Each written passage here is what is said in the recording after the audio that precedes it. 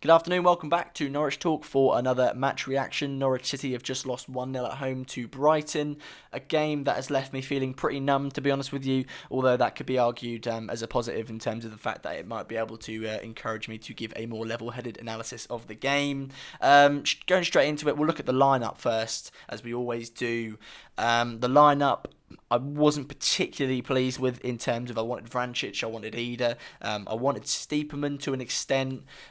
Josip Dermich starting the game really had me scratching my head as to what on earth Daniel Farke is thinking, although at the same time I can sort of understand why Adam Ida didn't start in terms of the fact that he's 19 and I think it would be too much pressure to put on him in terms of helping Norwich stay up because relegation isn't mathematically confirmed yet, so perhaps it would be a bit too much weight for Adam Ida's shoulders. However, I still think he should have started because Josip Dermich, all he's done to me that game has proved the fact that he is just not very good. He was quite rubbish, and I'll get into my frustrations at him and Daniel Farke to an extent a little bit later in this video. Kenny McLean, another player who I don't really understand why he started, because you look at this game for Norwich and it was such a good opportunity to attack, and I think putting Vrancic in over McLean supports that. Obviously we know Vrancic was brought on a little bit later in the game. I say a little bit later, quite late in the game. However, that sort of substitution doesn't give Vrancic enough time to impact the game. He's more of a player who you appreciate over the 90 rather than in a short burst.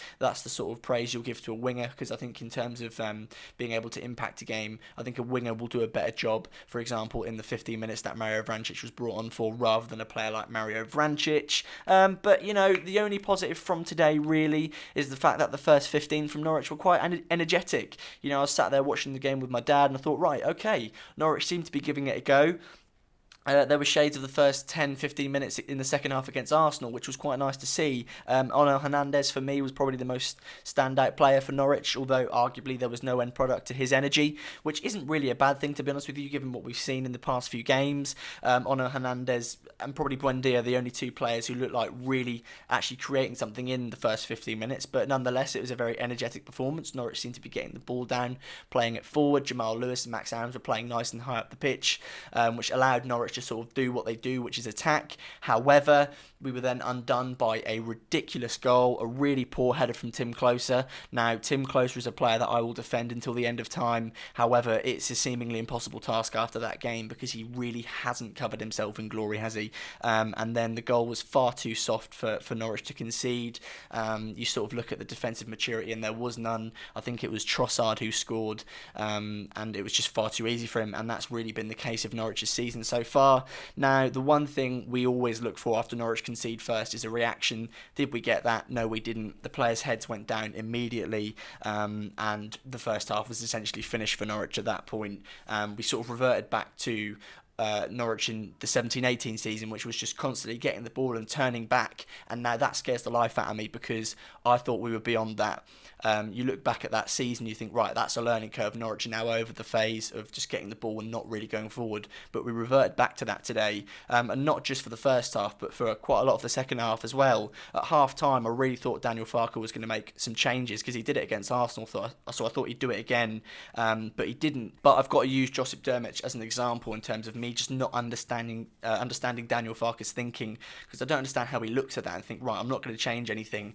Although you can argue it's faith in his players to change the game, but we've seen over the past few games and this season, to be honest with you, that they just can't do it. They can't shift the tide in the Premier League, which has been the downfall of Norwich this season, and it will be for the rest of the season, because quite clearly there seems to be some sort of, I don't know if it's Daniel Farke being naive, I don't know if it's him sort of being oblivious to it, I don't know what it is that forces him to not make these changes, and the fact that he did it against Arsenal and not today really baffles me, because this was a game where I really thought Norwich could turn it around maybe, because, you know, you've not got the likes of Aubameyang up front. But following half time, it was the same old story for Norwich. We created very little, and continued to play like we did in the 17-18 season, as I already mentioned, which was continuously getting the ball, playing it back, and when you do that, I don't know what, say, Daniel Farke on the sideline is expecting to happen without a change, because there was just nothing from Norwich, which is a massive problem. Now, on the 70th minute, Norwich made their first changes. We saw Pukki, Ida and Cantwell come on, which isn't, you know, it's not a bad sight, to be honest with you. That's quite a lot of Norwich's goals this season between Pukki and Cantwell.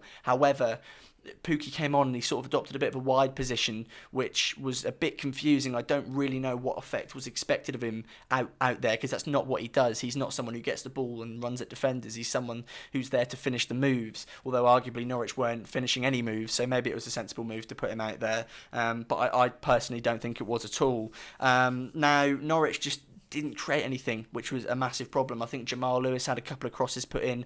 I think Lewis put a cross in and McLean put a cross in, and there was no sort of harmony between the team. The balls weren't attacked because I didn't think the players were expecting the cross to come in, which, when the thing that has made Norwich so good is sort of the connection between the players, when that goes missing, Norwich lose everything, and Norwich lost everything today. Now, Mario Vrancic finally came on. As I mentioned earlier, I was gonna talk about this. He came on, and it's just too late for him to impact the game. I don't understand Daniel Farke's thinking in terms of bringing on, say, Cantwell and Pukki before a player like Mario Vrancic, because if you bring Vrancic on earlier, it then gives the current striker a chance to maybe score a few goals, a player who might understand the game a bit better, although arguably that is Josip Drmic, so who knows how that would have gone. I personally would have put them all on at the same time, so they have enough time to sort of get used to each other's play in the game, get a feel for the game. However, that hasn't happened. The main thing I take from this game, to be honest with you, is the fact that I felt like I was watching Norwich in Daniel Farke's first season, which, as I've already said, it really, really worries me. It genuinely raises questions in my head as to whether last season was a fluke. Now, I don't think it was, but questions in my head are being asked because you see similar patterns. You see 2 of the 3 seasons from Daniel Farke haven't been particularly brilliant, and it's been the same style of football, which is sort of sideways and backwards.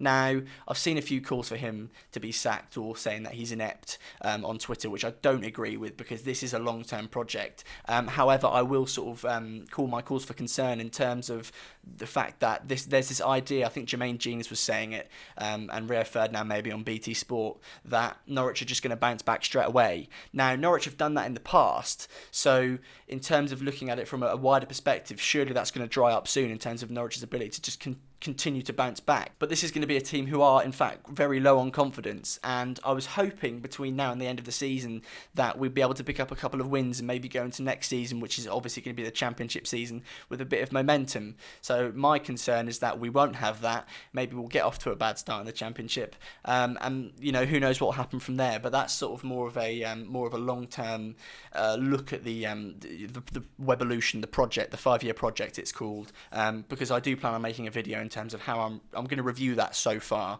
because it's been an interesting journey so far, hasn't it, to say the least. But yeah, quick credit to Brighton. I thought they were pretty good. They set up quite well. Graham Potter has obviously done a fantastic job. You can tell after the game what that meant to him. Although arguably at the same time, I don't think Brighton looked to sort of pose much of a threat. They didn't really do much other than score the goal. Tim Krul, I think, had to make one save, which was a shot straight at him, which is a fairly powerful one, and it was a decent save. However, Brighton really didn't offer much. But it was nice to see the sort of the maturity in the performance from Brighton. It's something that I envy and something that I wish Norwich City would do from time to time, although arguably you need to take the lead in the game to play like that, which I don't really see happening. But yeah, my main concern from that game is the fact that I thought I was watching the 17-18 Norwich. The questions of Daniel Farke I will ask, but I won't sort of throw at him in terms of the fact that I think he should go, because I think that's still ridiculous. I still think it is utterly bonkers to think he should be sacked. What's the alternative to Daniel Farke right now? There isn't one, and not that even matters, because I think Daniel Farke is a good manager. He's got a lot to learn. He's got a lot to work on as well, which I think he will. He's shown that he can improve. I think in terms of the improvement we'll see, this will be a bit more of a longer term improvement, which hopefully can happen. Fingers crossed. This could just literally be me clutching at straws at this point, which is very much probably very likely. But yeah, they're my thoughts on the game. In terms of after the game, I think you had Cantwell on the pitch sprawled out. You had Hernandez on the bench with Tim Closer looking quite sad. I suppose I'd rather see that than them sort of storming down the tunnels and looking like they don't care. As I said a minute ago, this is probably me clutching at straws, but it is nice to see that it is affecting the players. That gives me a little bit of hope that we can see improved performances, maybe even a result between now and the end of the season, although at the same time my expectations are now at an all-time low under Daniel Farke, that is, which says a lot considering the 17-18 season. But yeah, that's just my thoughts on everything. Make sure you let me know your thoughts in the comments down below, or Twitter, Facebook, wherever you want to let me know. Look in the description box as ever, and until next time, we'll see you again very, very soon.